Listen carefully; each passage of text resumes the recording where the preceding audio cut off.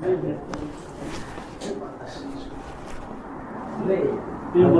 صاحب آئیں گے جب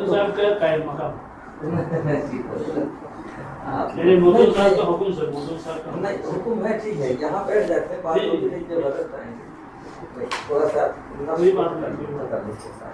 تقدر ہوتا ہے یہاں بیٹھ کر بات کرنے مجھے اچھا لگے گا. ہم لوگوں کا تعلق اصل میں دیوبند سے اب اس کو پورا کر لیجیے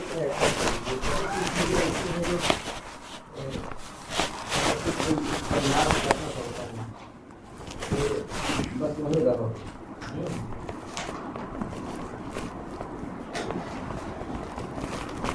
اگر زیادہ اے سی پہ سی ضرورت ہے تھوڑا سا کم کریں.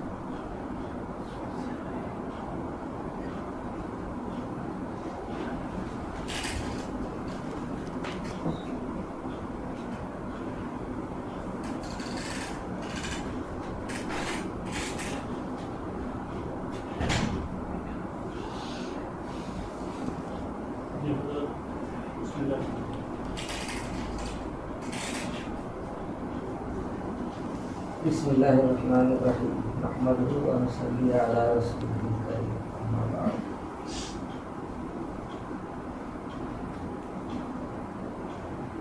تحفظ ختم نبوت کے شعبے کے تعلق سے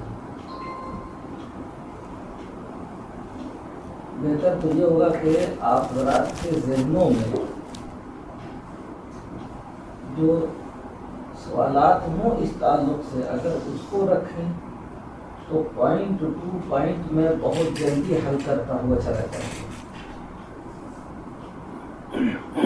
اور اس سے قبل چند اپنی گزارشات اور میری اپنی گزارشات سے مطلب یہ ہے کہ یہ لفظ بلفظ دارالعلوم کی گزارشات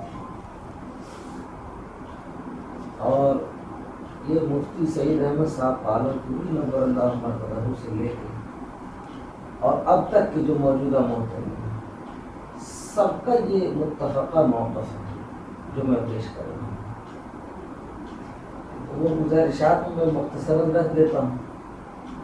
اب اس کے بعد آپ ذرا جو اس تعلق سے باتیں ہوں وہ رکھیں تو پوائنٹ ٹو پوائنٹ میں بتاتا ہوا چلا جائے کیونکہ ممکن ہے کہ کوئی زاویہ کوئی گوشہ بن جائے. اس میں مولانا سلیم صاحب اور سہیل صاحب اگر کوئی ایسی بات آپ لوگ محسوس کرتے ہیں کہ سہیل سلم ہو چونکہ پہلے بھی ہمارے کمیٹی کیمپ میں رہے ہوئے ہیں دیکھے ہوئے ہیں تو ایسی بات ہو تو فوراً آپ لکھ کر کے انہیں نشاندہی کرتے ہیں. ہمارے اکابر کو بنگلہ دیش کے بارے میں بے انتہا فکر، اور یہ فکر اس انتہا کو پہنچی ہوئی ہے کہ کئی مرتبہ وہاں رہتے ہوئے بھی، انڈیا میں رہتے ہوئے، محترم صاحب نے مجھے توجہ دلائی کہ دیکھو یہ ہو کیا رہا ہے بنگلہ دیش میں نے کہا حضرت جو ہو رہا ہے کیا کر سکتے ہیں، لیکن یہ ہے کہ یہ جواب نہیں ہے کہ کیا کر سکتے ہیں، جو کچھ ہو سکتا ہے اسے کرو۔ میں نے کہا میں آن لائن آپ کو لیتا ہوں اور بات کرتا ہوں۔ تقریباً کئی صاحبان سے آدھے گھنٹے، کون گھنٹے بعد کی محترم صاحب لائن پر لگے رہے اور ان کے روئے سے دعائیں ملی مجھے، کہنے کہ دیکھو اگر بر وقت توجہ نہ دی جاتی تو ابھی کیا ہونے والا ہے۔ حضرت یہ تو ہے لیکن اس کا حل کیا ہے؟ اسی لیے مفتی زئی صاحب اور قاری عثمان صاحب رحمۃ اللہ علیہ کے مشورے سے باضابطہ میں نے بنگلہ دیش کا سفر، کیونکہ میں نہیں جانتا تھا اور وہ لوگ مسلسل آتے تھے۔ مفتی زئی صاحب کو کہہ رہے تھے کہ قاری عثمان صاحب جب جا رہے ہیں تو یہ کر کے کیوں نہیں آ رہے ہیں؟ ان کا یہ کہنا تھا ہم جا تو رہے ہیں لیکن بنگلہ دیش کا جو ماحول ہے، اسٹرکچر ہے، وہ تو ہندوستان سے مختلف ہے۔ کہیں آپ محفل میں، کہیں وہاں دعائیہ جملہ، کہیں یہاں الگ عنوان، اس طرح ہم جاتے ہیں تو ہم کہیں کیا کریں؟ اس کے لیے پھر ان دونوں کے مشورے سے پہلے میں 10 دن کے لیے آیا، پھر اس کے بعد 10 دن کے لیے آیا، تقریباً 2 سال تک یا 3 سال تک آتا رہا اور کسی کو پتہ نہیں بنگلہ دیش۔ اور بنگلہ دیش اللہ کا شکر ہے بہت ہی دیہاتوں میں، پہاڑوں میں، کہاں میں گھما ہوا کرتا۔ اصل بات کیا تھی، مرض کیا تھا کہ بنگلہ دیش اور نیپال اور سری لنکا، ہندوستان، یہ کہنے کو الگ الگ ملک ہیں لیکن سب متفقہ طور پر پہلے کی طرح آج بھی ایک ہی ہیں۔ ماحول، لسانیات کے فرق کے باوجود کوئی بھی بات وہاں ہوتی تو یہاں بھی ہوتی، یہاں ہوتی تو وہاں بھی ہوتی، محسوس کیا جاتا ہے۔ اس میں ایک چیز محسوس کی جا رہی تھی تحفظ ختم نبوت کے تعلق سے یہاں کی علمی اور غیر ضروری تعدیاں، یہ بار بار یہ چیز وہاں پہنچ رہی تھی۔ مولانا اسد مدنی صاحب رضی اللہ عنہ جب تک باحیات تو وہ بھی توجہ دلاتے ہیں، لیکن وہ بتاتے خود آتے تھے، بڑے بھاری رقم تھے سلیٹ میں، اور جہاں کہیں ایسی جگہ ہوتی تھی وہ ساری چیزیں کبھی کبھی رہتی تھی، یا ایک آدھ جملہ ان کا بھاری ہو جاتا تھا تو وہ خاموش رہتے تھے۔ ان کے بعد اس میں اور اضافہ ہوا تو خطرہ تعلق محسوس کرنے لگا کہ خدا نخواستہ بنگلہ دیش میں اگر مسلمان کو صحیح نہج نہیں ملا تو اس کے نقصانات ہندوستان پر بھی پڑیں گے۔ اب صحیح نہج کیسے دیا جائے، اس کے لیے ہمارے قابل فکر مند ہیں۔ اب اپنے طور پر جو کوششیں ہو سکتی تھی وہ کی جا رہی تھی خاموشی سے، کہ بغیر نام لیے کام ہو جائے تو بہت بہتر۔ محترم صاحب کی بارہا رائے رہی میرے بارے میں کہ تم سفر کرو اور جاؤ چاٹا، یہ 8,000 کئی مرتبہ کہا انہوں نے۔ حضرت مولانا احمد شفیع صاحب رحمۃ اللہ علیہ جب باحیات تھے انہوں نے کہا کہ تمہارا وہاں جانا ضروری ہے۔ مفتی سعید صاحب پالن پوری رحمۃ اللہ علیہ کی رائے مختلف تھی، کہنے لگے اگر اس کو بڑے کسی مدرسے کے حوالے کر دیا گیا تو یہ ایک طرفہ ہو کر کے رہ جائے گا۔ ظاہر سی بات ہے بڑا مدرسہ کوئی بھی ادارہ جب لے گا تو اپنا فکر، اپنا مزاج اور اپنی بنیاد پر وہ چلے گا۔ دوسرے مدرسے والے نا یہ کوئی ضروری نہیں ہے، وہ جانتے تھے یہاں کے حوالے۔ قاری عثمان صاحب جو ہے ان کا نظریہ بالکل اس سے جدا گانا تھا۔ ان کی اپنی خواہش ہمیشہ یہ رہتی تھی کہ جمعیت علماء کو جیسے ہندوستان میں آگے بڑھا دیا گیا ہے ویسے جمعیت علماء کے ماتحت کس کو کر دیا گیا، وہاں بھی جمعیت علماء کے لوگ ہیں۔ یہ ساری فکریں اپنے درمیان رہیں۔ اصل موضوع یہی تھا کہ اگر تحفظ ختم نبوت کو صحیح سمت بنگلہ دیش میں نہیں ملا تو ایسا ہو سکتا ہے کہ شدید نقصانات سے دوچار ہونا پڑے اور پورا ملک نہیں پوری دنیا ہوگی. یہ آنکھوں سے ساری چیزیں ہم لوگ وہاں بیٹھے دیکھ رہے ہیں ابھی بھی. جب اس کی مثالیں میں پیش کروں گا تو آپ ذرا اس کی تائید کریں گے. لیکن یہ بات ہر کس و ناقص سے کہیں نہیں جا سکتی. ہم ماحول کو سمجھے ہوئے نہیں تھے, اس کے لیے مجھے بھیجا گیا تھا اور میں غیر متعلق افراد کے ذریعے سے کہاں سلٹ ہے اور کہاں آپ کا حافظ یہ ہے, یہ علاقہ ہے, اس علاقے میں تو نہیں آنا, وہاں ہاٹگاری کے علاقے میں بہت قریب تک میں آیا تھا. کون سی جگہ فہمی جو ہے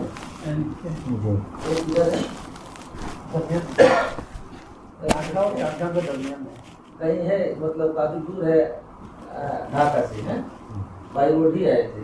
یہ سارے علاقوں کو, عیسائیت کو, شیعیت کو, دیناجپور کا علاقہ, اتر دیناجپور کا یہ جو آپ کا علاقہ کہہ جاتا ہے, کلکتے سے بارڈر سے 3-7 کلومیٹر 5 کلومیٹر 3 کلومیٹر دور دور تک سب میں دیکھ رہا ہے.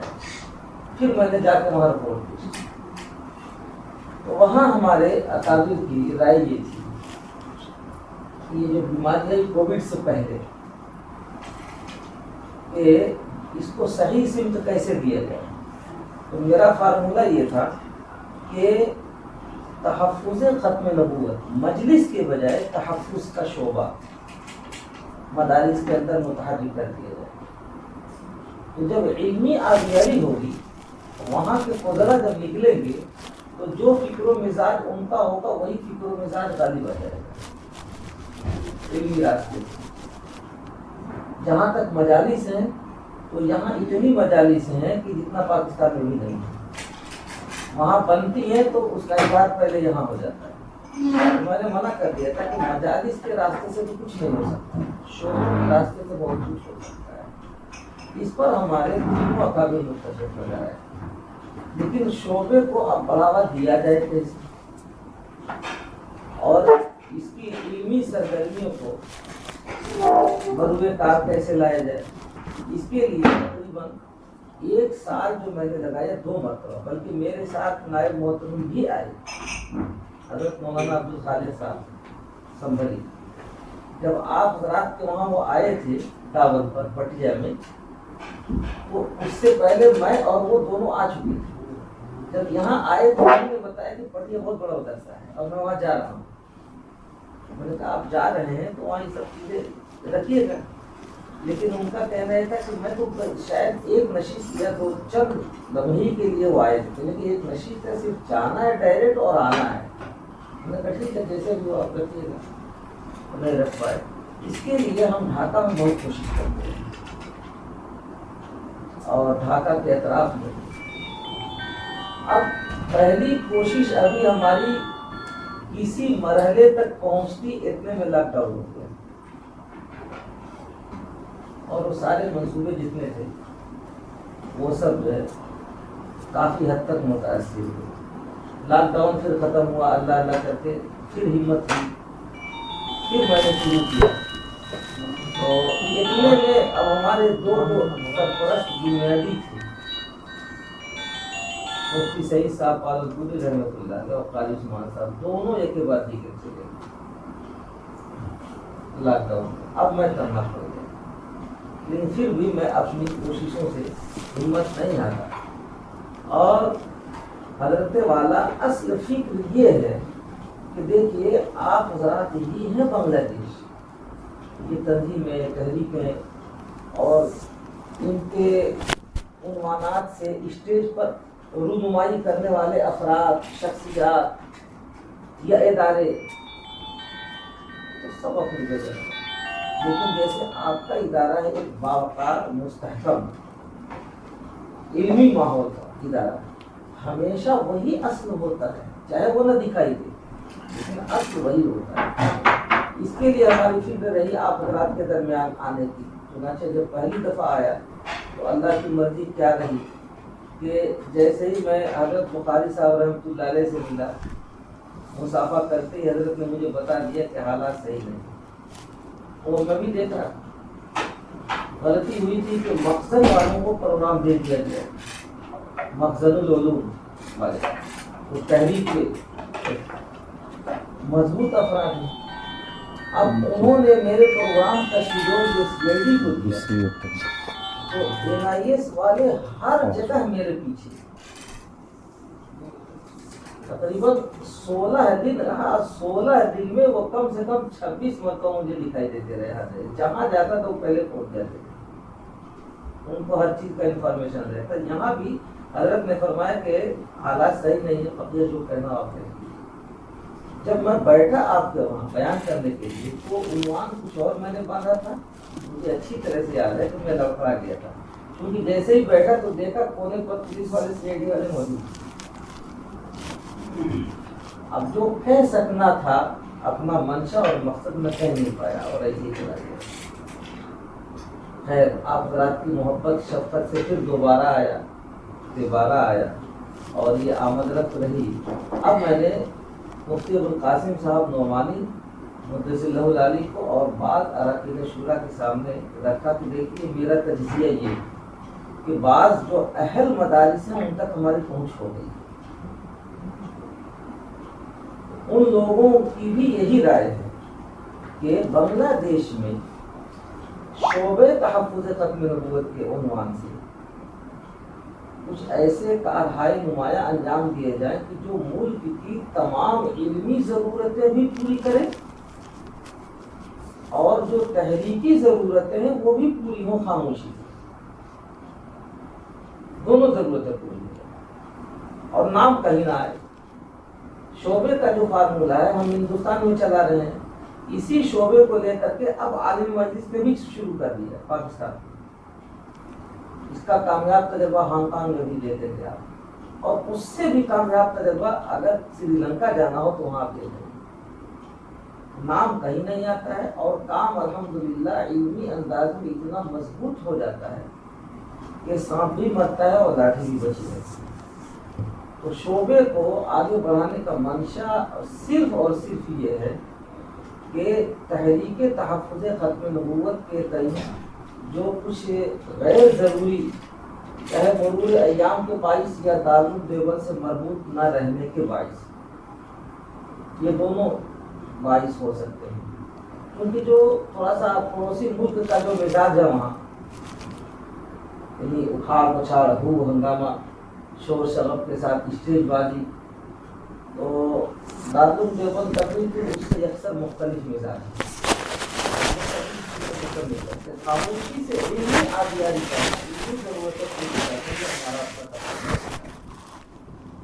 تو میری خواہش یہی ہے کہ اگر آپ حضرات اس شعبے کی پرورش کریں اور اس کو بڑھائیں تو یہ اصل شعبہ تو عقائد اور علم الکلام کا ہے، اور یہاں اس کو عنوان دے دیے گئے نہ معلوم کہاں سے کیسے مکمل تحفظ ختم نبوت بمانا رد قادیانی۔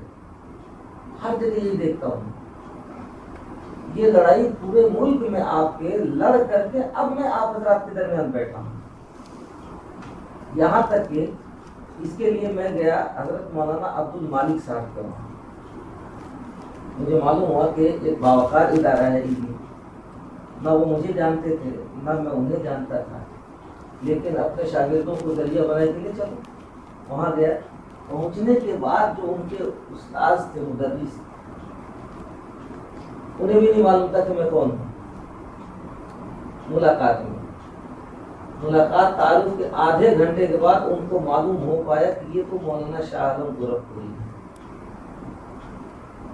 ایک دم سے وہ اچھل پڑے، کہنے لگے ہم تو آپ کی کتابیں، آپ کے مضامین، آپ کے بیانات، ساری چیزیں لے کے اپنے طلبہ کو ہم پڑھاتے ہیں۔ اب انہوں نے جب مولانا عبد المالک صاحب کو پھر دوبارہ بتایا کہ یہ جو مہمان آئے ہوئے ہیں یہ کون ہے، ہم نے کہہ دیا تھا کہ بتانا مت کسی کو میں ہوں کون، اس لیے کہ جائزہ لینا تھا۔ تو وہاں دیکھا ماشاءاللہ ایک علمی مزاج ماحول۔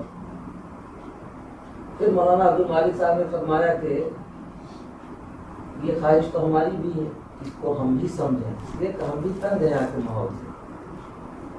چنانچہ انہوں نے یہ بھی بتایا کہ کبھی کسی اسٹیج پر آپ بڑی مشکل سے مجھے دیکھیں، میں جاتا نہیں، لیکن ایک طبیعت اس کو قبول نہیں کرتی، علم اس کو قبول نہیں کرتا ہے، لیکن یہاں کا کی فضا ہی ایسی ہے۔ پھر تجربتاً انہوں نے اب طلبا کے درمیان ایک پروگرام رکھا، ہم نے کہا طلبا کے درمیان عنوان آپ کچھ بھی رکھ دیجیے، لیکن آپ موضوع میرا منتخب کیجیے، جو آپ پڑھاتے ہیں طلبا کو، تو ایک سبق میں پڑھا کے دکھاتا ہوں کہ کیسے پڑھایا جائے گا اس کو، میرے لیے تو بہت اچھا رہے گا۔ ہم نے کہا طلبا کو پتہ بھی نہیں چلے گا، آپ کو رکھ دیجیے ایسے آپ اس وقت میں نبوت کے موضوع پر مولانا کا بیان ہو، اور وہاں الحمدللہ جب میں نے ایک سبق پڑھایا ان کو وہی زرعی اصول جو ان کے استاد وہاں پڑھاتے رہے، ہماری جو پہلی کتاب ان کے پاس پہنچی تھی محمدیہ پاکی کو، اس سے وہ گرویدار ہوئے، ہم نے کہا میں پڑھا کے دکھاتا ہوں اس کا کتنا بہترین علمی نہج ہے۔ مولانا تقریباً 2.5 گھنٹے تک بیٹھے اور بالکل ساتھی کے سامنے بیٹھے ہی رہتے، اخیر میں ان کا تاثر یہ تھا کہ اگر تمہیں نہ دیکھتا یا نہ سنتا تو میں سمجھ نہیں پاتا کہ یہ بھی انداز ہے پڑھانے کا۔ اس کا تھوڑا سا نمونہ کل مغرب کے بعد میں نے پیش کیا تھا، لیکن یہاں دقت یہ کہ طلبا کے ہاتھ میں کتابیں نہیں، مضامین نہیں، عبارتیں نہیں، اب ہمیں ان کو عبارتیں بھی سنانی ہے، سمجھانی ہے، مفہوم بھی، اور یہ کہ وہ اوبے نہیں، ان کی دلچسپی بھی باقی ہے۔ تو میں نے اسی سبق کو تھوڑا سا یہاں نمودتاً یہاں پہ پیش کیا۔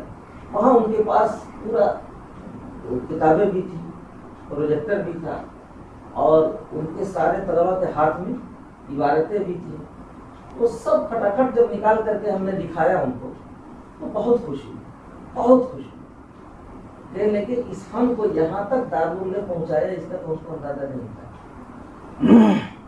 پھر الحمدللہ جو ان کے استاد ہیں مولانا حسین صاحب، وہ مسلسل مربوط رہتے ہیں، اور کوئی سی بھی چیز تبادلہ ہم دونوں کا برابر رہتا ہے، خبر کسی کو نہیں۔ اب اسی سلسلے قریب میں ایک چھوٹی سی چیز سنا، نقصان ہوتے ہوتے کیسے بچا۔ ان کے متعلقین میں کچھ لوگ تھے جو نجمل بھائی کون سے کورٹ میں جو ہے کہاں کا مسئلہ تھا جو میں نے سارے ڈاکومنٹس بھیجے تھے، ڈھاکہ ہی کا ہے یا کسی دوسری جگہ کا ہے، میں جگہ بھول رہا ہوں، غالباً ڈھاکہ ہی کا ہے۔ ایک موقع ایسا آیا کہ مولانا عبد المالک صاحب کے ان سب لوگوں کے ہاتھ پاؤں کھل گئے، ان کے متعلقین بہت قریبی معاون محبین، اور کیسے کیسے وہ شکار ہو گئے کچھ ڈاکومنٹس میں، اور وہ پڑھے لکھے لوگ تھے، اور کسی طرح عدالت میں یہ سب ساری چیزیں پیش ہونی تھی، اور ان لوگوں کو کچھ پتہ نہیں۔ میرے سے رابطہ کیا جب ان کے استاد نے، میں نے کہا کہ بھائی عدالت کا دروازہ تو بالکل 2 قدم پر ہے، لیکن فیصلہ لینے میں 40-50 سال بھی گزر جائے گا، کیا تیاری ہے آپ کے پاس ڈاکومنٹس کی؟ پتہ چلا کچھ بھی نہیں، یعنی ہمارے اپنے علماء کے چند رفلی بیانات وہ لے کر کے اور عدالت میں جا رہے ہیں۔ میں نے کہا یہ کوئی نادان دوست ہے جو دانا دشمن کی شکل میں سامنے آ رہا ہے، آپ لوگ اسے پیچھے ہٹ جائیے۔ پھر یہ کہ اس کے سارے ڈاکومنٹس ہمارے پاس تو ہیں نہیں، اگر ضرورت پڑ جائے اور مانگ ہی لیں تو۔ اللہ کا شکر 3 دن کے اندر سارے ڈاکومنٹس ہم نے پہنچوا دیے مولانا عبد الوالد صاحب کے پاس۔ ہم نے کہا اب آپ کے سینے میں قوت ہے، اگر کوئی ایسی بات ہوتی ہے لاسٹ پوائنٹ میں تب جائیے گا، ورنہ مت جائیے گا۔ تب ان کو پتا چلا کہ تحفظ ختم نبوت کی تنظیمیں، تحریکیں، اجلاس، افراد اتنے ہیں کہ سر کے بال شمار کیے جا سکتے ہیں، بنگلہ دیش میں ان کو شمار نہیں کیا جا سکتا۔ لیکن بنیادی جو کاغذات ہیں جن کی ضرورتیں ہیں کسی کو خبر بھی نہیں ہے کہ وہ کیا ہے کاغذات، کیا ضروری چیزیں ہیں. خاتم بدین خدا نہ خواستہ اگر پاکستان کی طرح سے یہاں کوئی مسئلہ اٹھ کھڑا ہو کورٹ میں تو سب کی نگاہیں جو المدارس ہیں انہی کی طرف ہوتی ہیں، اور یہاں پتہ چلا کہ ہے ہی نہیں ہمارے پاس، تو جواب تو کچھ بھی نہیں ہوگا. یہ صورتحال پیش ہے. اسی سلسلے کڑی کی ایک اور، یہ نجم البھائی نے مجھے اچانک بتایا کہیں لگے کہ فلاں صاحب ہیں اور بڑے مشہور، بڑے عالم دین، بڑے بااثر، اور وہ کورٹ میں جانے کی تیاری کر رہے ہیں، ہائی کورٹ، اور دعویٰ یہ ہے کہ ہم قادیانی کو کافر قرار دلوا کے رہیں گے کورٹ سے، حکومت سے کہیں گے تم انہیں کافر قرار دو. یہی جزیہ تھا جس کی وجہ سے مفتی ابوالقاسم صاحب پہلے پریشان تھے. کئی دفعہ مجھ سے کہا تم ہارڈویئر جہازہ جاؤ. میں کہتا تھا حضرت میں اس کی اہلیت کو یہ رکھتا، میں جانتا بھی نہیں کیسے جاؤں. حضرت مولانا احمد شفیع صاحب رحمۃ اللہ علیہ بارہا اس چیز کا اعلان کر چکے، آپ حضرات کو بھی نالج نہیں کہ حکومت سے میں گزارش کرتا ہوں کہ قادیانی کو کافر قرار دے. جملہ تو بہت سنہرا ہے، بہت پیارا ہے کہ حکومت سے کافر قرار دلوایا جائے، کیسے جیسے پاکستان میں قرار دیا گیا تھا. اور اللہ کے بندوں کو کچھ نہیں معلوم کہ پاکستان میں کتنے لوگ شہید ہوئے ہیں تب جا کر کے یہاں تک نوبت پہنچی ہے، کسی کو نہیں معلوم. ابھی بھی یہ عنوان بنا کر کے اچھے یہاں تحریک کے لوگوں سے آپ معلوم کر لیجیے کہ صرف تاریخ بتا دو کہ کتنے افراد شہید ہوئے ہیں. تو تاریخ بتانا تو دور کی بات ہے، جو تاریخ کی کتابیں ہیں ان تک کو بھی وہ نہیں بتا پائیں گے. 1952 اور 53 سے جو شہادتوں کا سلسلہ شروع ہوا ہے تو 74 میں آ کر کے کتنے لوگ شہید ہوئے تب جا کر کے پاکستان میں پارلیمنٹ نے کافر قرار دیا تھا. اتنا آسان تھا. بنگلہ دیش کے حالات وہی ہیں کیا پہلے کی طرح سے؟ بار بار موتیم صاحب کہتے تھے کہ جا کر کے بڑے میاں کو سمجھاؤ. میں کہتا تھا کہ حضرت میری وہاں پہنچی نہیں ہو پائے گی، آپ رات سے رابطہ ہے. اتفاق سے اس دوران حضرت مولانا گئے دیوبند اور میں نہیں تھا، میں کہیں باہر تھا. مجھے اطلاع ملی کہ مولانا تشریف لائے ہوئے ہیں اور یہ اچھا موقع ہے بات کرنے کا. لیکن جتنے دن ہو رہے میں اتنے دنوں باہر تھا، وہ بات کوئی کر ہی نہیں پایا میرے نہ رہنے کی وجہ سے. تو یہی جزیہ تھا. پتہ چلا کوئی صاحب کورٹ میں جانے والے ہیں. اب میں نے مولوی صاحب کو لائن پہ لیا، میں نے کہا میں بات کرتا ہوں آپ سنیے. تقریباً 5 گھنٹے تک میری بات. سوالات جو میں نے قائم کیے، میں نے کہا کہ کورٹ میں آپ کو کون لے جانے کے لیے مجبور کر رہا ہے؟ تو ہمارے مقررہ ہیں اور سب ہائی کورٹ کے اور اس کے سپریم کورٹ کے اور سب ججز ہیں، اور وہ کہہ رہے ہیں کہ کیس لائیے آپ، ہم یہاں سے فیصلے دلوائیں گے. میں نے کہا اتنی سادہ دلی بنگلہ دیش میں آ گئی ہے. یعنی آپ حضرات بھی تصور کر سکتے ہیں کہ یہ آسان ہے بنگلہ دیش کی کورٹ سے کافر کہلوا دینا. قادیانی کو بنگلہ دیش کا کوئی حکمران امریکہ اور لندن کے یہ منشا کے خلاف 1 انچ بھی چل نہیں پاتا ہے. وہ تو 74 میں جو ہمارے اکابر تھے، ایسے مفتی محمود صاحب، مولانا محمود صاحب جو ہے اور کون لوگ تھے، بڑی پیچھے قربانیاں تھیں کہ وہ ہو گیا تھا. اور اس میں بھی بھٹو کو جان گنوانی پڑی تھی. جب اس نے ججمنٹ لکھا تھا تو یہ کہا تھا میں اپنی موت پہ دستخط کر رہا ہوں. بھٹو شیعہ تھا لیکن دلائل اتنے مضبوط تھے کہ وہ مجبور ہو گیا تھا ججمنٹ لینے پر، فیصلہ لینے پر. تب جا کر کے وہ فیصلہ ہوا تھا. بھٹو کا جو حشر ہوا وہ آپ لوگوں نے دیکھا. واقعہ تو ہے اس کا نالج میں. بھٹو کا جو ہے ہمارے علماء یہ کہتے ہیں تھا تو شیعہ لیکن ختم نبوت تو اتنا بڑا کام کر گیا ہے کہ کچھ بعید نہیں کہ اللہ تعالیٰ اس کے صدقے میں اس کی مغفرت کرتے ہیں. لیکن ہم فیصلہ نہیں دے سکتے, فتویٰ نہیں دے سکتے بھٹو کے بارے میں, اس لیے ہمیشہ کف لسان رہتا ہے بھٹو کے بارے میں. اس کو مارا ہی تھا امریکہ نے صرف اس وجہ سے پھانسی پہ چڑھا کے کہ ختم نبوت کے مسئلے میں اس کی بات نہیں مانی, اسے مارا تھا. پھر جنرل ضیاء الحق مرحوم نے جو آرڈیننس نافذ کیا تو آپ نے ان کے بھی حالات دیکھے. بنگلہ دیش اتنا سمجھ پہ اتنا آسان ہے. میں نے ان صاحب سے پوچھا کہ جو وکلا ہیں آپ کے, مجھے صرف بنیادی ڈاکومنٹس میں سے قادیانیوں کے چند ڈاکومنٹس کی فوٹو کاپی بھیج دیجیے پوچھ کر. تو پتہ چلا ان وکیلوں کو معلوم بھی نہیں ہے کہ قادیانیوں کے بنیادی ڈاکومنٹس کیا ہیں, یہ بھی خبر نہیں, معلوم نہیں. کئی اس طرح کے سوالات میں نے قائم کیے پون گھنٹے میں, اور پھر نہ چاہتے ہوئے حضرت والا مجھے بڑی تلخ کلامی سے ان سے نمٹنا پڑا. میں نے کہا آپ نے تماشا سمجھ رکھا ہے کورٹ کا دروازہ. اور ان کا منشا کچھ نہیں تھا خود نمائی کہ کورٹ میں کیس داخل کر کے فائل کر کے اب ہم کو امریکہ, لندن, افریقہ اور دنیا میں ہر جگہ جانے کا جو ہے ایک چندے کا کٹورا مل جائے گا کہ ہم کیس لڑ رہے ہیں, ہم کیس لڑ رہے ہیں, ہم کیس لڑ رہے ہیں. ایسا تو ہونا ہی نہیں ہے کبھی,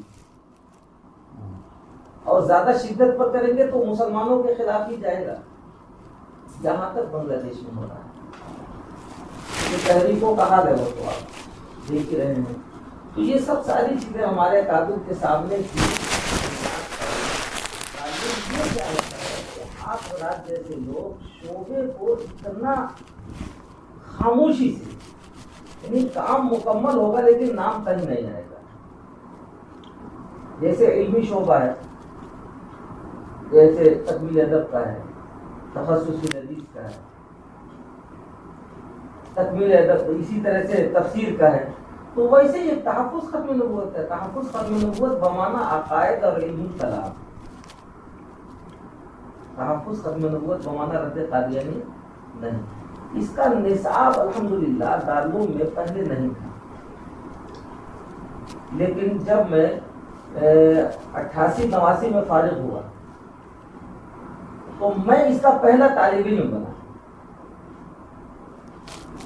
88 میں, 89 میں, اور 89-90 میں اس کا جو پہلا تربیتی کیمپ ہوا تو اس وقت میرا تقرر دارالعلوم میں ہو چکا تھا.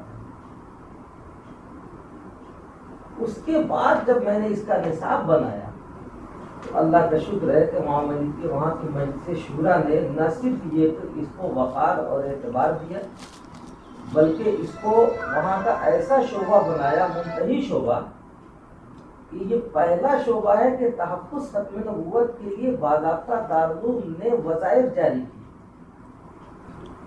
ہمارے طلباء کو سن 93-94 میں دوبارہ آیا ہوں, 93-94-95 3 سال کے لیے میں نے دارالعلوم چھوڑ دیا تھا اسی وجہ سے. جب 96 میں آیا تو دارالعلوم نے 96 میں تحفظ ختم نبوت کے طلباء کے لیے 1000 روپے وظیفہ رکھا, جبکہ اس زمانے میں آپ حضرات کے زمانے میں جو وظیفہ ہوگا وہ غالباً 50 روپے یا 100 روپے اس کے اندر ہوگا عمومی وظیفہ. جو خصوصی وظیفہ جو ہے پاپوش وغیرہ ہوتا ہے وہ 150-200 روپے ہوا کرتا ہے. اور ہمارے لیے اسپیشل 3 منظوریاں دی جاتی ہیں. نمبر 1, تحفظ ختم نبوت کے جو طلباء ہوں گے وہ بہت جینیس, اچھی صلاحیت ہے, لیکن ان کا انتخاب دارالعلوم نہیں کرے گا, ان کا انتخاب شعبہ کرے گا. اب اس میں ہم جغرافیہ کو بھی دیکھتے ہیں, زبان کو بھی دیکھتے ہیں, طالب علم کی علمی ذوق بھی دیکھتے ہیں, اس کی تحریر بھی دیکھتے ہیں, اس کی تقریر بھی دیکھتے ہیں. جب یہ سارے شرائط پر پورا اترتا ہے, اب ہم جب سفارش کرتے ہیں تو تعلیمات اس کا داخلہ لیتا ہے دفتر اہتمام کے واسطے. تو 1000 وظیفہ. دوسری خوبی یہ ہے کہ میں پورے ملک میں آس پاس پڑوس میں کہیں بھی جاؤں گا, وہ تمام طلباء بھی میرے ساتھ ساتھ جائیں گے. ٹریننگ کے لیے، تربیت کے لیے.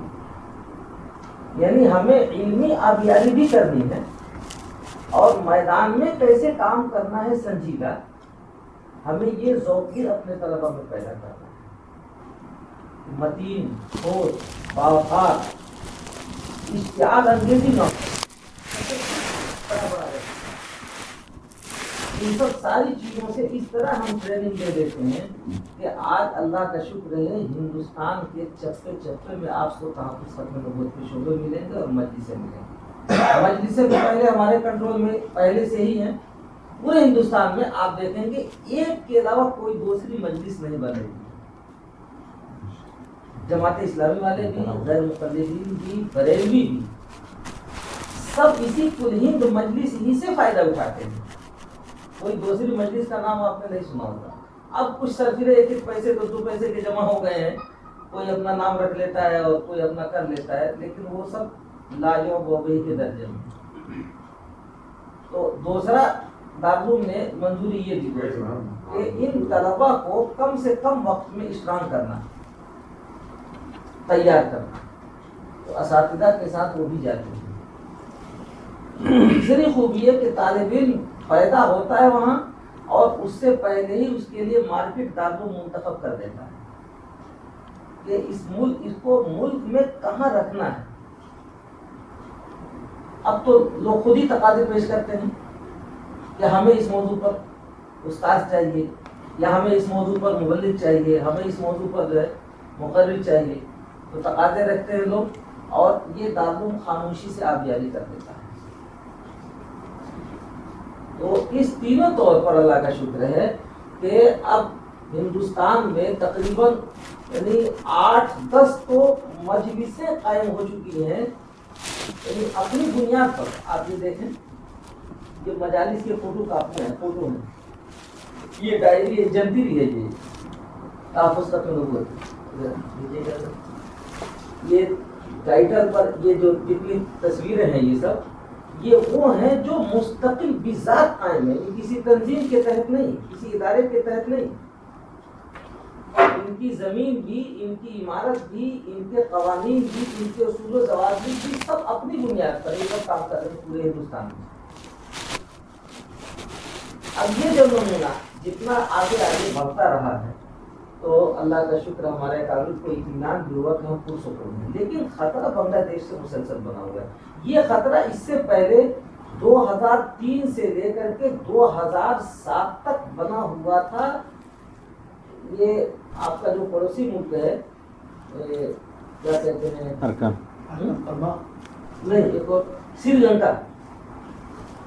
قادیانیوں نے پہلے سری لنکا کو ہی ٹارگیٹ بنایا اور ان کا نتیجہ ایک چھوٹا سا ملک ہے اور 3 سے لے کے 5% تک کی آبادی مسلمانوں کی، بقیہ تو وہاں بدھسٹ ہیں زیادہ ہے.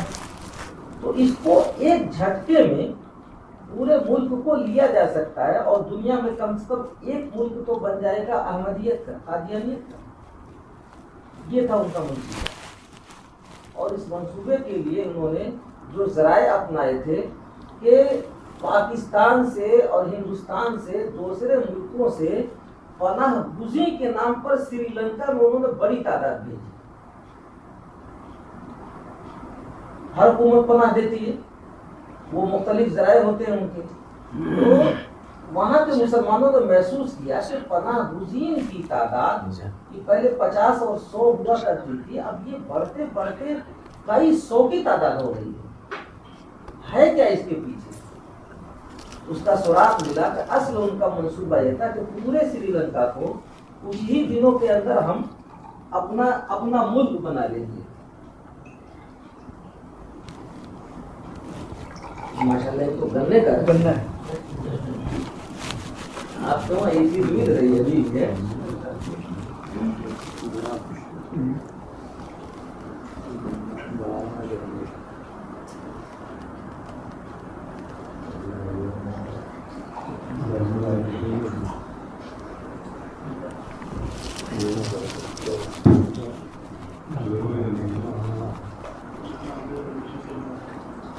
تو وہاں یہ سلسلہ جب ان لوگوں کو معلوم ہوا اللہ کا شکر ہے 4-5 سال تک مسلسل جو محنت ہوئی وہ اس نتیجے پر پہنچے تھے. ان کے 28 پارلیمنٹ کے ممبران نے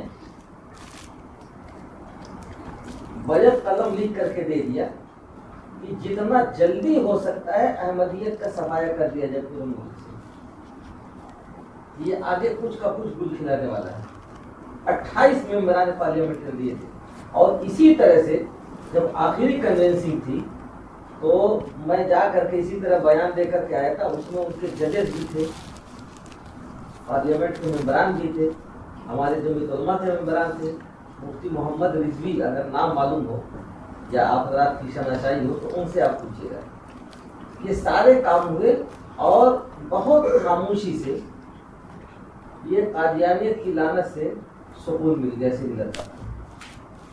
اس کے بعد انہوں نے زیادہ تر توجہ بنگلہ دیش پر جو کی ہوئی ہے, ان کے کئی ٹارگیٹ ہیں. شاید آپ حضرات کے نالج میں یہ چیز نہ ہو جو میں بتا رہا ہوں. ان کا ٹارگیٹ یہ ہے کہ ہندوستان سے گہری دوستی کر کے, کیونکہ ان کا ہیڈ کوارٹر جو ہے وہ ہے ربوہ پاکستان. تو ان کو یہ چیز نظر آ رہی تھی اور اب تو وہ الٹی پڑ گئی. جب پچھلی حکومت تھی تو اس کے ذریعے سے یہ چاہتے تھے کہ ویزے میں تسہیل کر کے, یعنی ویزا قادیانیوں کو سہولت سے مل جائے کہ یہاں سے بارڈر کراس کرا انہوں نے.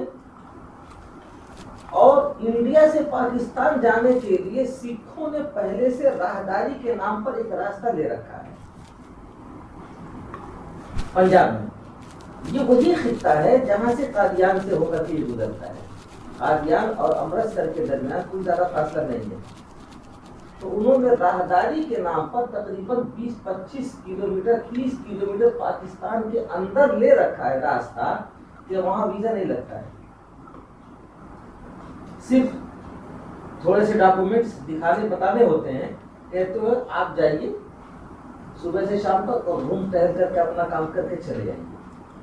تو ان کے منصوبے میں اصل یہ تھا, بنگلہ دیش سے وہ یہ چاہتے تھے کہ یہ فائدہ ہم کو مل جائے وہاں سے. اس کے لیے پورا فوکس ان کا بنگلہ دیش پر ہے, یعنی اس کو اپنا ملک بنا لینا. اور حکومت آپ کی اللہ معاف فرمائے جو ابھی سابقہ حکومت تھی, یہ مکمل اس میں ان کا معاملہ ہے. ایک طرف یہ اور دوسری طرف یہ سادگی کہ ہمارے لوگ اس حکومت سے یہ کہہ رہے ہیں کہ تم اسے کافر کہو. یہ دو متضاد چیزیں کیسے ہو سکتی ہیں؟ اور اللہ تعالیٰ نے آپ حضرات کو بھی بصیرت دی ہے. آپ حضرات ایک چیز کا تجزیہ کریں. جو بارڈر لگتا ہے کلکتے کا, دیناج پور کا انڈیا سے, منی پور کا, آسام کا, جہاں جہاں سے یہ بارڈر لگتا ہے, آپ دیکھیں گے جتنی بڑی تعداد ادھر ہے قادیانیوں کی بارڈر پر, اتنی ہی بڑی تعداد ادھر بھی قادیانی بارڈر, دونوں طرف. عیسائیوں کی جتنی بڑی تعداد آپ کے دیناج پور میں ہے, اتنی ہی بڑی تعداد ہمارے وہاں انڈیا میں اتر دیناج پور میں, مغربی دیناج پور میں. دونوں کی سرحدیں برابر ملتی ہیں. میں ادھر بھی سرحد پر دیکھ رہا ہوں لائن پر, بارڈر پر, اور ادھر بھی دیکھ رہا ہوں عیسائیت اور قادیانیت, اور یہ دونوں مشترکہ طور پر یہ اپنی محنت کرتے ہیں. اگرچہ دیکھنے میں مخالف ہیں لیکن مشترکہ طور پر محنت کرتے ہیں. سیاسی پہلو ہمارے سامنے نہیں ہے. ہمارے سامنے تو یہ ہے حضرت والا کہ آپ کے ملک کی یہ انتہائی اہم اور بہت نازک ضرورت ہے.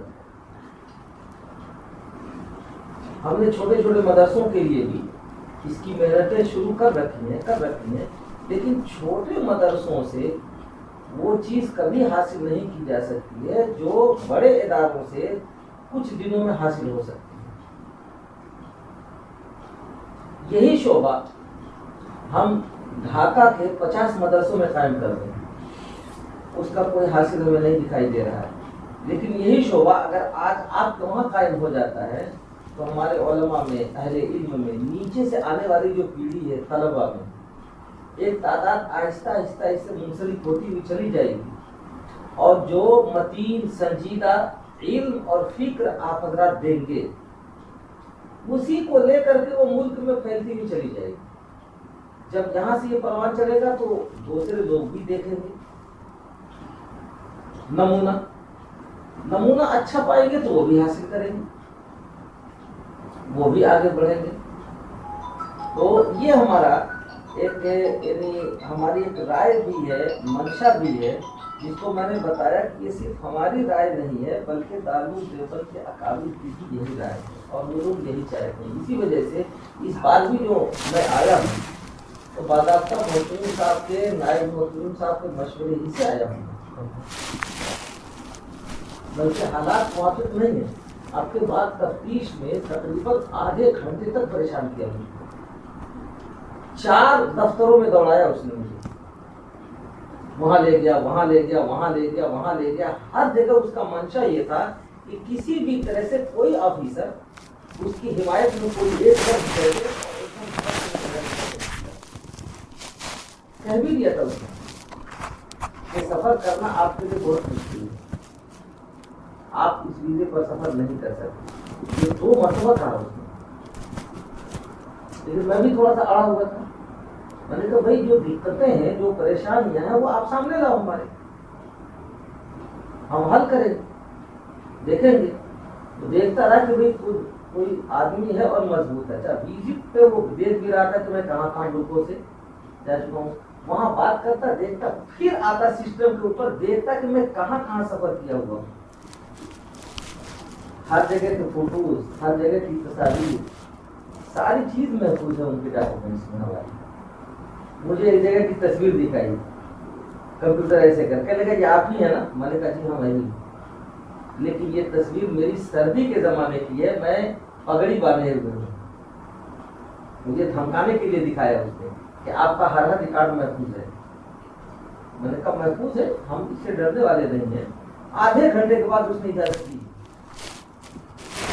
محترم صاحب بار بار کہتے تھے کہ حالات دیکھ کر کے ہی جائیے گا، سب بھانپ کر کے دے گا، اس لیے ٹکٹ بھی جو بنائے ایک دم آنے سے 3-4 دن پہلے ٹکٹ ہم نے دیا، اس سے پہلے ٹکٹ نہیں دیا، کچھ بھی ہو سکتا تھا۔ ان حالات میں کہ جو سرحدی دقتیں ہیں، سیاسی دقتیں ہیں، پریشانیاں ہیں، بین الاقوامی دقتیں ہیں، ہر طرف سے آ ہی رہی ہیں۔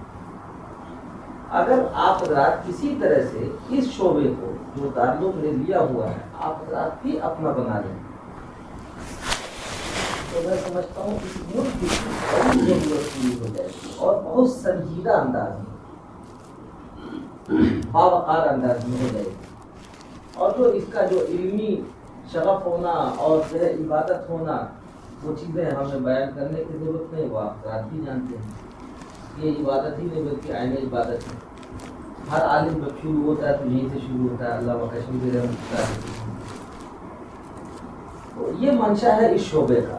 اب اس شعبے میں کہاں کہاں دقتیں آ رہی ہیں وہ آپ ذرا اگر رکھیں تو میں اس کو حل کروں۔ مثلاً ہمارے وہاں یہ 6 گھنٹے کا اعلیٰ طول نظام ہے، 6 گھنٹے اس کے اسباق ہوتے ہیں، 6 کے 6 گھنٹے مکمل، اور اس میں 2 استاد ہیں، نائب محتمی، موجودہ جو نائب محتمی میں مفتی راشد صاحب وہ بھی استاد ہیں اس کے، اور میں بھی ہوں، لیکن ان کے ذمے چونکہ نیابت اہتمام بھی ہے تو وہ 1 گھنٹہ صرف آتے ہیں پڑھاتے ہیں، اور بقیہ 5 گھنٹے میں ہی سنبھالتا ہوں اس کو۔ تو 6 گھنٹے کا جو نصاب ہے سال کا، وہ نصاب بھی میں نے آپ حضرات کو بھیجا ہوا ہے، آپ کے ہے نالج میں جی؟ نصاب میں نے بھیجا تھا،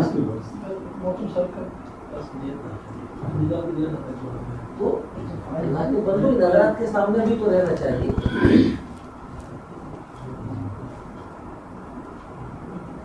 2 نصاب ہیں، ایک نصاب ہم نے جاری کیا ہوا سالانہ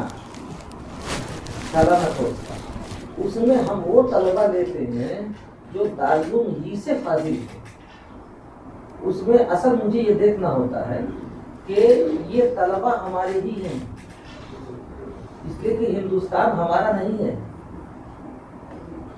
ہندوستان میں جو طلبہ آتے ہیں وہ RSS کے بھی ہوتے ہیں، شیعوں کے بھی ہوتے ہیں، ہندوؤں کے بھی ہوتے ہیں، ہندو بھی پڑھتے ہیں دارالعلوم میں۔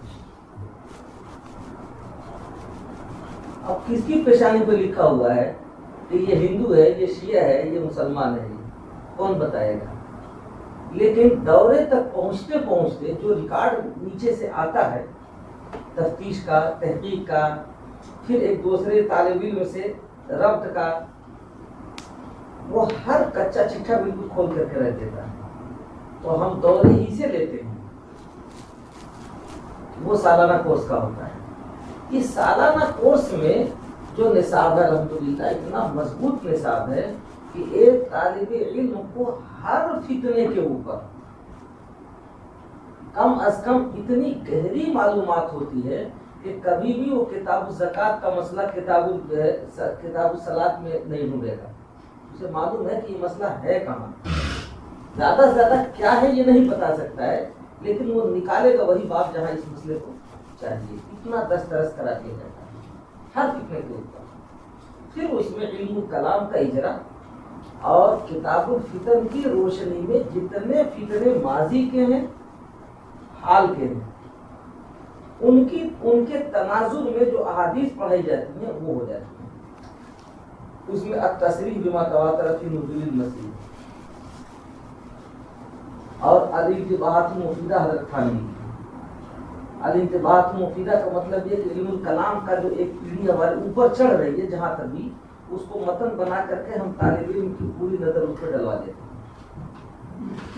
اور پھر یہ جو فتنے ہیں دور حاضر کے، اتنی سوجھ بوجھ سے ہو جاتی ہے کہ وہ سمجھ لیتا ہے کہ اگر کوئی نئی چیز آتی ہے تب بھی وہ غلط فیصلہ نہیں کرے گا، صحیح رہنمائی کرے گا، زیادہ کچھ بڑھے گا تو تھوڑا سا ایک دفعہ پھر مطالعہ کر لے گا۔ یہ سالانہ نصاب ہوتا ہے۔ اس کے بعد پھر ضرورت پڑی کام چلانے کے تعلق سے مختلف صوبوں میں اور مختلف اضلاع میں اچانک کرنٹ ضرورت پڑ جاتی ہے، یہاں یہ فتنہ زیادہ بڑھ رہا ہے، اب اس کو لگام لگانے کے لیے کیا کیا جائے؟ تو دارالعلوم نے ایک الگ سے شورا نے ایک قانون پاس کیا، وہ صرف تحفظ ختم نبوت کے شعبے کے لیے، اپنے کسی شعبے کے لیے نہیں، کہ اگر ایسی ضرورت پڑتی ہے کسی بھی صوبے میں تو وہاں کے ناظم تعلیمات، وہاں کا صدر المدرسین، وہاں کے اساتذہ یا کوئی منتخب وہاں کا ملازم، دارالعلوم اس کا داخلہ لے گا باضابطہ 3 مہینے کے، اور ان کا کورس 3 مہینے کا ہوتا ہے، وہ ایک الگ نصاب ہے۔ 3 مہینہ کہنے کے لیے ہے، لیکن جو اس میں ذی استعداد اور اچھی صلاحیت مطالعہ کرنے والے جو علماء آتے ہیں وہ مہینے 1.5 مہینے کے اندر وہ پورا موضوع مکمل کر لیتے ہیں، لیکن 1 مہینے سے کم نہیں ہوتا ہے، کم از کم 1 مہینے کے اندر اندر پورا ہم کرا دیتے ہیں۔ یہ ایک دوسرا نصاب ہے۔ اللہ کا شکر ہے کہ مولانا چھوٹا منہ بڑی بات اس عمر میں، یعنی آپ کے کلکتے کے یعنی کم سے کم 20 مدارس کے شیوخ الحدیث وہ سب آ کے وہاں پڑھ کے گئے ہیں ہمارے پاس، کیرل کے، تمل ناڈو کے، حیدرآباد کے، یعنی ملک میں ہر جگہ آپ پائیں گے۔ وہ ہمارے جو شاگرد ہوتے ہیں وہ ہماری عمر سے کہیں زیادہ ہوتے ہیں وہاں، اور لوگ منظر دیکھتے ہیں 20 سال 25 سال جو دارالفتہ میں یا کہیں مدرس رہے ہوئے تھے، اور شرح عقائد پتہ چلا کہ 18 سال سے 20 سال سے پڑھا رہے ہیں۔ اب جب وہ آتے ہیں وہاں تو ان کے سمجھ میں آتا ہے کہ فتنوں کے تناظر میں یہی ابواب ہیں، یہی عبارتیں ہیں جو ہمارے ماضی سے ملی ہوئی ہیں، لیکن ہمیں اپنی ضرورتیں کیسے پوری کرنی ہیں۔ الگ سے تصنیف تو ہر موقع پر نہیں کی جائے گی، وہیں سے ساری چیزیں جھلکتی ہوئی نظر آتی ہیں۔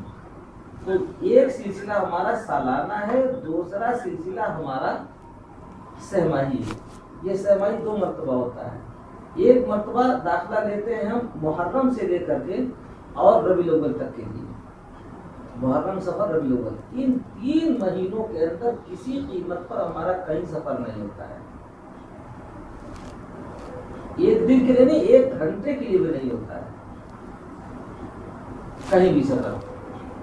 منظوری جب ہو جاتی ہے، پھر جب ضرورت ہوتی ہے تو دوسرا سرمائی ہم لیتے ہیں آخر میں جا کر کے، وہ جمادی الاخری اور رجب کا لیتے ہیں 2 مہینہ. ان 2 مہینوں کے اندر پھر ہمارا کہیں سفر نہیں ہوتا. سالانہ کورس بھی پورا کراتے ہیں، سرمائی کورس بھی پورا کراتے ہیں شعبے میں. اب اس میں جب ضرورت پڑتی ہے تو وہاں کے موضوع کے جو ماہر اساتذہ ہوتے ہیں، مثلا ہمیں محسوس ہوا کہ بھئی یہ وہاں کے ناظم تعلیمات ہیں، لیکن کمی جو ہے وہ فقہ کی لائن سے ہے، تو دارالفتہ کے کسی بھی مفتی کو 5-10 دن کے لیے، 2 دن کے لیے، 4 دن کے لیے ہائر کر لیا جاتا ہے کہ آپ اس جزیہ کو آپ مکمل کرا دیجیے. کبھی ایسا ہوتا ہے نو صرف کی کمی نکلتی ہے، کبھی ایسا ہوتا ہے کہ فتنوں کو سمجھنے کے تعلق سے تاریخ کی کمی ہوتی ہے. تو بیک ڈیٹ میں جو تاریخ ہے وہ ان کے نالج میں نہیں ہے، اس وجہ سے یہ کمی محسوس ہو رہی ہے، ماپ نہیں پا رہے ہیں. تو اب وہ چیزیں اس طرح سے ہم پوری کرا دیتے ہیں، لیکن سب ہوتا ہے ہمارے شعبے کی بات تحفظ کرنے کے لیے. یہ 2 نصاب تو اعلیٰ طول 1996 سے چل رہے ہیں. اب ایک تیسرا نصاب جو ہم نے جو شروع کیا ہے اور اس کو بڑھایا ہے یہ 2009 سے، تربیتی کیمپ کا، کیونکہ ضرورت جتنی ہے وہ پوری نہیں ہو پا رہی. تو اس کے لیے تربیتی کیمپ کا سلسلہ ہم نے شروع کیا ہے دارالعلوم میں. پہلے سال میں ہم نے شروع کیا تو صرف 25 طلبہ کو لیا، دوسرے سال میں وہ تعداد 50 ہوئی، تیسرے سال میں 150 ہو گئی، چوتھے سال میں 200 ہو گئی. اس وقت میں 600 طلبہ ہوتے ہیں تربیتی کیمپ. 6 دن کا تربیتی کیمپ ہوتا ہے شعبان میں. پورا ٹوٹل خرچ دارالعلوم اٹھاتا ہے، ان کے ناشتے کا، ان کے کھانے کا، ان کے چائے کا، پانی کا، ہر خرچ پورا دارالعلوم اٹھاتا ہے. اب اس میں 600 میں 5 سے لے کر کے 600 تو طلبہ ہوتے ہیں دارالعلوم کے جو دورے کے ہوتے ہیں. اس لیے کہ دورے کا طالب علم پتہ نہیں یہ نمبر نہ لا سکے تو کسی تخصص میں نہیں آئے گا. اب ملک میں کہاں جائے گا؟ یہ جہاں بھی اس کی تقدیر ہوگی لے کے جائے گا. اگر ان فتنوں کے تعلق سے اس کی معلومات نہیں رہے گی تو یہ نہ بھی متاثر ہو تو اپنے سینے کے اعتبار سے یہ بوجھا ہوا رہے گا، کمزور رہے گا. یہ چیز آپ حضرات کو بھی لینی پڑے گی، آج نہیں تو کل. اگر شعبہ متحرک ہو جاتا ہے تو شعبے کی معرفت آپ حضرات اپنی مصروفیات میں رہیں گے، اور یہ ضرورتیں اس خاموشی سے پوری ہو جاتی ہے کہ ذرا برابر بھی کسی کو معلوم نہیں ہوتا. اب 600 دارالعلوم کے طلبہ ہوتے ہیں اور 150 سے لے کے 200 پورے ملک کے منتخب علماء ہوتے ہیں. اس کا کوئی چارٹ میں بھیجوں گا کوئی نمونے کا، یا ہو تو نکال کر کے حضرت کو آپ دکھائیے گا، آپ کے رومے رومے سے دعا ملے گی. یہ جو نصاب ہم نے شروع کیا 6 دن کا، 7 دن کا، اس کا افتتاح محتمم صاحب کرتے ہیں، اختتام میں بھی محتمم صاحب رہتے ہیں، اور دارالعلوم دیوبند ہر شریک کو 1,500 روپے کا انعام دیتا ہے تشجیعی. یہ انعام کیا ہے؟ یہ انعام اصل یہ ہے کہ جن جن فتنوں کا میدان میں ان سے سابقہ ہے اس موضوع پر کتابی شکل میں کتابیں ان کو پیشگی فراہم کر دی جاتی ہیں. اب جب کتاب یہ لے کر کے جائے گا اور سن کر کے جائے گا، رمضان سامنے ہے، سارے فتنے ایکٹیو ہو جاتے ہیں رمضان میں، تو یہ خاموش نہیں رہے گا، یہ کچھ نہ کچھ تو کر کے ہی آئے گا، خاموش نہیں رہے گا. اور اگر یہ مٹیریل ہم نہیں دیتے تھے، فاضل ہمارا، طالب علم ہمارا، امام بن کے جا رہا ہے ہمارا، اور یہ فتنوں کا شکار ہو جا رہا ہے. کہیں غیر مقلدین اس کے اوپر اپنا ٹھپا لگا رہے ہیں، کہیں جماعت اسلامی والے ٹھپا لگا رہے ہیں، کہیں پتہ چلا یہ شیعوں کا شکار ہو جا رہا ہے، کہیں کسی اور کا ہو جا رہا ہے، اسے پتہ ہی نہیں. اب کی دنیا پر اگر سے آیا ہے اور ابھی دورے سے نکلا ہے، دنیا تو دیکھا ہی نہیں اس نے. پیدا ہو کے مدرسے میں آیا وہی بالغ ہوا، اب یہ دورے سے نکل رہا ہے، دنیا تو جانتا ہی نہیں ہے. تو اس کے لیے جب ہم نے یہ نظام چلایا تو شورا کی منظوری سے اللہ کا شکر یہ ہے اب یہ تعداد 600 تک پہنچ گئی ہے. ابھی اضافے کی درخواستیں اتنی آتی ہیں کہ جگہ نہیں ہے ہمارے پاس دارالحدیث میں، تو اس لیے اس کو لمٹ رکھا گیا، ورنہ اگر اس کو تھوڑا سا اگر بڑھائے تو یہ 1000 سے اوپر کرا سکتے ہیں. یہ ایک تیسرا مثال ہے جو چلتا ہے. اس 6 دن کے اندر اللہ طول جتنے بھی فتنے ہیں، جس کا کچھ نمونہ میں نے آپ حضرات کو نام لے کر کے اس میں بھیجا تھا، ہر فتنے پر تھوڑا سا تعارف کرا دیا جاتا ہے. یہ ایک تیسرا نصاب ہو گیا. اب جلسوں کا جو چلتا ہے ہمارا ماحول، تو اس علمی ماحول کی وجہ سے اللہ کا شکر ہے اس کی فضا ایسی بنی ہے کہ ہندوستان جیسے کٹر جن سنگھیوں کے درمیان، RSS کے درمیان، اور 2016 سے 2026 تک 10 سال ہم گزار چکے ہیں. لیکن CID رپورٹ یہ ہے کہ آپ کے کسی ایک جملے پر کسی کو بھی حرف رکھنے کی گنجائش نہیں. یہ CID رپورٹ ہے. سنجیدگی سے ایک کام ہے اپنے مذہب کا، اپنے دھرم کا، قانون میں اجازت دے رکھا ہے، آپ کر رہے ہیں، پورا کر رہے ہیں، کسی کو کیا لینا ہے. اب جلسوں کا ماحول ہمارا اس طرح سے ابھی جس نیپال کا بھی اتھل پتھل ہوا ہے. پچھلے سال یہ جب کووڈ کا جب راستہ کھلا ہوا ہے تو کاٹمانڈو میں میرا پروگرام ہوا، جس میں کاٹمانڈو کے چیف جسٹس بھی موجود تھے نیپال کے، اور 3 ممبران پارلیمنٹ تھے.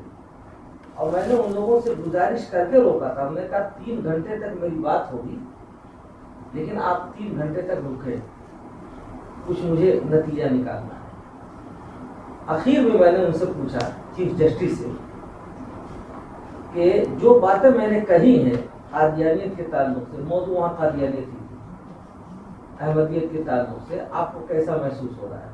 تو کہنے لگے کہ مولانا اس 3 گھنٹے میں جو میں نے آپ کی باتیں سنی ہیں، میں اس نتیجے پر پہنچا ہوا ہوں کہ اگر کوئی مقدمہ میرے سامنے ہے تو 100% میں صحیح ججمنٹ صرف تمہارے بیان کی روشنی میں دے دوں گا.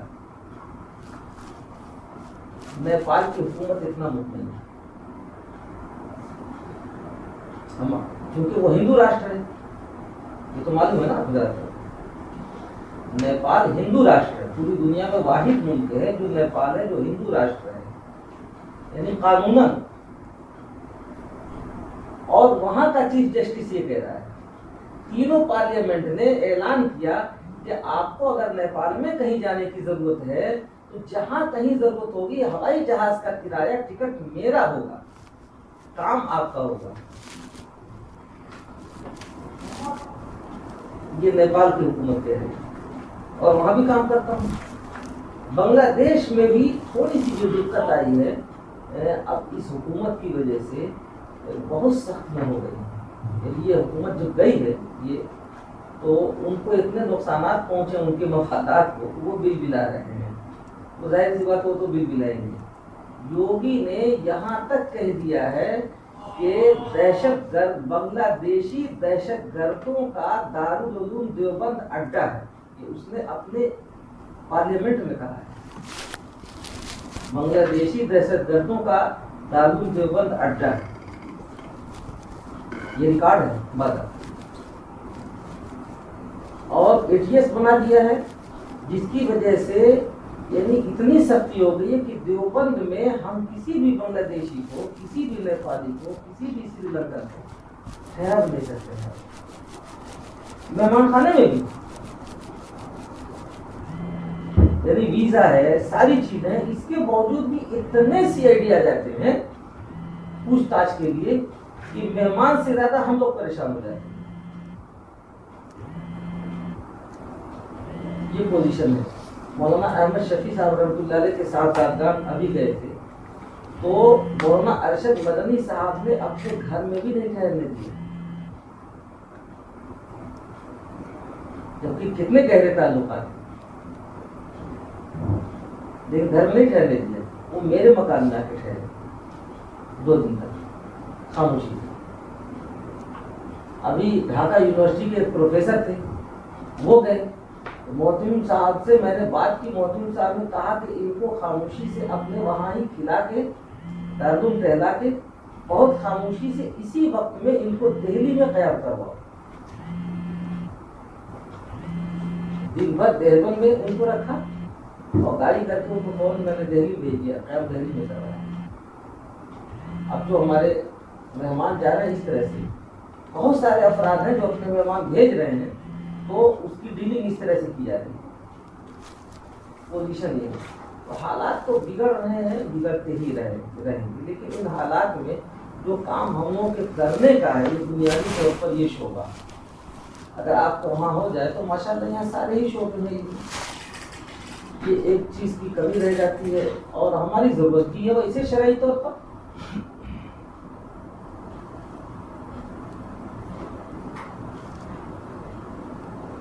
تو اس میں جو ہے اب آپ حضرات فرمائیں کہ کوئی ایسی چیز سمجھنے کی ہو تو بندہ حاضر ہے.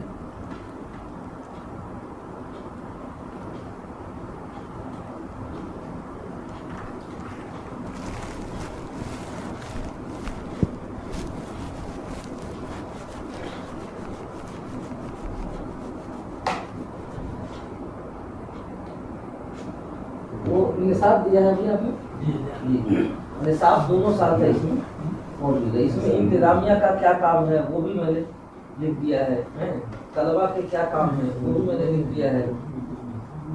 اب اتفاق کی بات ہے کہ ایک بہترین طالب علم آپ کا ابھی ہمارے پاس موجود ہے جو یہاں کا پڑھا اور تقریباً میں داخل نہیں کی. محتمم صاحب نے اور ان دونوں نے مجھے میسج کر کے بتایا, اس کو بھی کر دیا مجھے بھی کر دیا. میں نے اس کو بلایا, اس سے بات کی. طالب علم ماشاءاللہ سنجیدہ ہے, ذہین ہے. میں نے اس کا جائزہ لیا. اس کی تحریر بھی بہت اچھی ہے, اردو تحریر ٹھیک ٹھاک ہے. وہ میں نے اس سے نمونہ لکھوا کے لے آیا. وہ تحریر میں نے حضرت محتمم صاحب کو دے دی, آپ اسے دیکھیں گے. اس کو آمادہ میں نے اس پر کر لیا. وہ کہہ رہا ہے کہ اگر مادر علمی کو ضرورت ہے تو ہم یہ قربانی دینے کے لیے تیار ہیں. یعنی تکمیل ادب میں جس طالب علم کا داخلہ ہو, اولوں کو ہوتا ہی نہیں ہے, 1400 میں سے 20 کا داخلہ ہو رہا ہے اور وہ تکمیل ادب چھوڑنے کے لیے تیار ہے. محتمم صاحب سے بات کی. محتمم صاحب نے کہا ضابطے میں تو اب کچھ نہیں ہو سکتا, شعبے کی تبدیلی نہیں ہو سکتی ہے. البتہ رابطے میں جتنا کچھ ہو سکتا ہے ضرورت کی تکمیل کے لیے اس کا نظام بنا دو, ہم بھی تعاون کریں گے. وہ طالب علم تیار ہے باضابطہ اسی شعبے کی تیاری کر کے آنے کے لیے.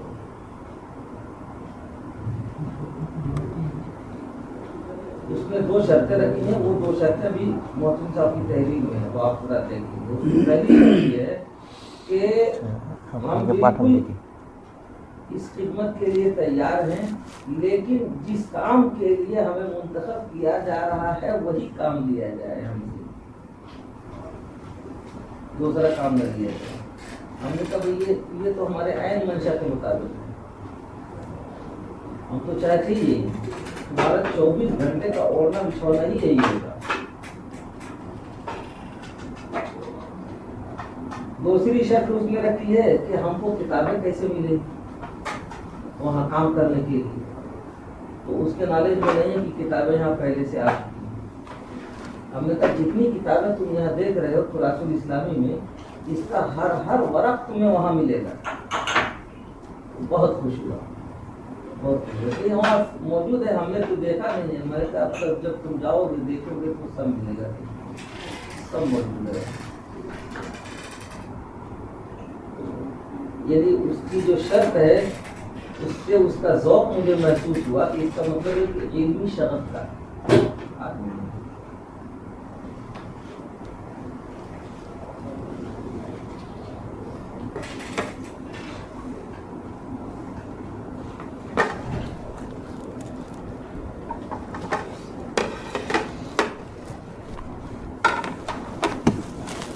اب آپ فرمائیں کہ اس میں کیا تقاضے ہیں, کیا ضروریات ہیں.